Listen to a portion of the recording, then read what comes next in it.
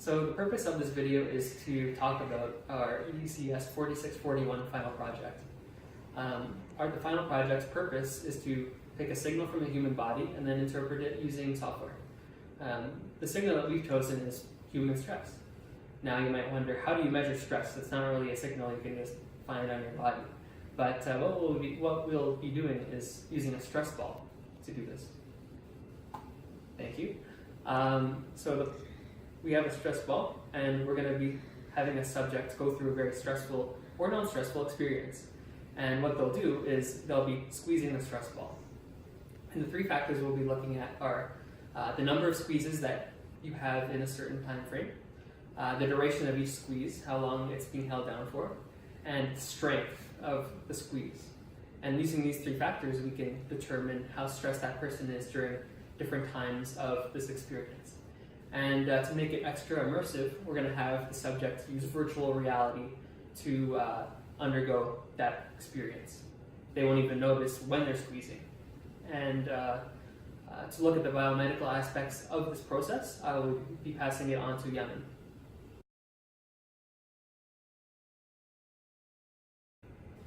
From biomedical point of view, in this project we're going to use the EMG electromyogram signals in order to detect the activity of the forearm muscle. Now in general, the main function of the muscle is to convert the chemical energy into a mechanical work in order to shorten or contract the muscle. Now, when the motor unit is activated, all the muscle fibers it innervates respond to the neurons' impulses by generating their own electrical signals that leads into the muscle contraction of the activated muscle fiber. Now, in this project, we're going to use the electrodes and the BioPack software to detect those signals. And now Adam will show you the placement of the electrodes. So to measure the squeezing, we have our electrodes placed in a typical EMG configuration. First we have ground near to the hand, and then we have positive over here, and then we have negative up here near the elbow. And this way we can measure the voltage between positive and negative.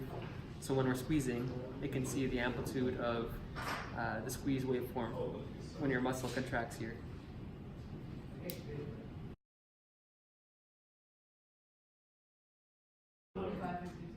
Hey there, and when it comes to the code behind this project, it's pretty much an EMG analysis.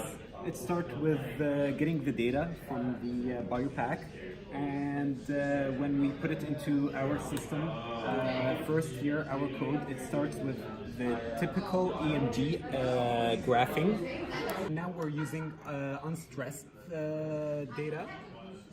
Unstressed data, we actually made this data using a VR set, and our patient or our subject was Adam, our colleague, and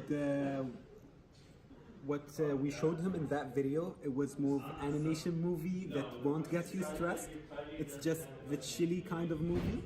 So here we kind of see like a summary of every 20 seconds. Here peaks count is 5. That means that Adam did 5 squeezes. Here we can see 1, 2, 3, 4, 5. Average amplitude, which is the pink line here. And it shows how much stress within 20 seconds Adam applied on that ball.